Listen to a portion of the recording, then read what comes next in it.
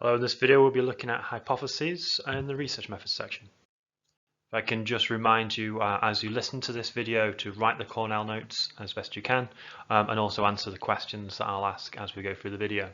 Once you've finished, write this up as neatly as you can into your mind map and have a little look through some of the additional textbooks. Okay, so let's see what we've got here. A hypothesis is simply a statement that we would make about behavior when it comes to psychology that fundamentally is testable. We can go out into the world and check to see if the statement is correct. There's a couple of different ways we can phrase these hypotheses, and we'll use different ones in different situations. So the first one I'll talk about is a directional hypothesis. This is also known as a one-tailed hypothesis. So with a directional hypothesis, we're going to actually say which way the direction of the results is going to go. Now, I said just a moment ago that a hypothesis is statements. Now, it's usually not phrased as a prediction. So it's not there will be. If you ever see this in some of the mark schemes for AQA, they'll be very consistent in saying there is a, so it's a statement. There is a reduction, and that reduction is the direction in reaction times, and I've said seconds, as a result of caffeine consumption, brackets 100 milligrams. So that use of the term reduction is my direction. If I said there'll be a difference in reaction times, then that would have been something slightly different called a non-directional hypothesis. But I'm going to use terms like faster, slower, reduction, increase, that kind of stuff for a directional hypothesis. So you might be asked, and I've seen this question come up quite a lot, you might be asked, would the psychologist use a directional hypothesis or a non-directional? Now, it should say in the stem somewhere whether there's been previous research or something along those lines.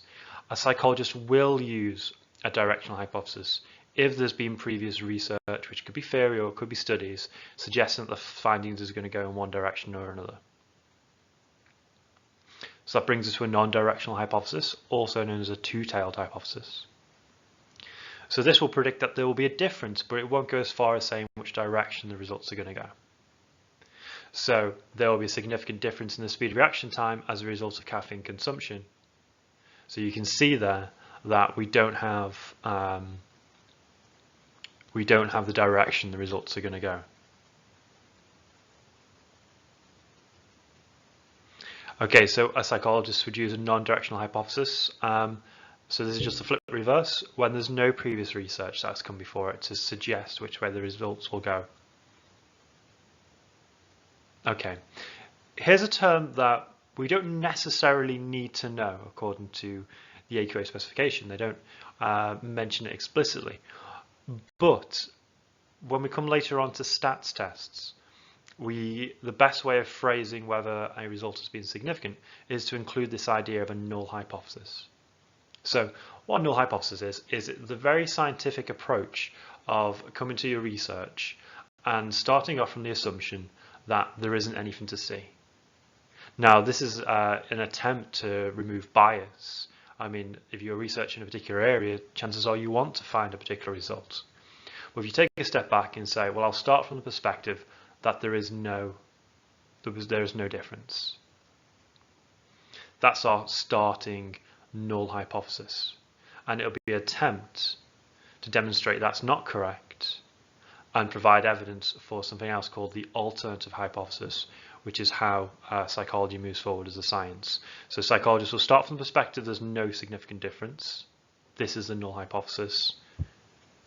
And then we have the alternate hypothesis, so it's alternate from the null hypothesis, and this is generally what we mean when we say hypothesis. So the experimental hypothesis is a statement that any observations are due to a real effect. So if we accept our alternate hypothesis, that means we've seen an effect and it's not due to chance. We've actually found something interesting about the world. If we accept the alternate hypothesis, then that automatically means that the null hypothesis is rejected. If we accept the null hypothesis, that automatically means the alternate hypothesis is rejected.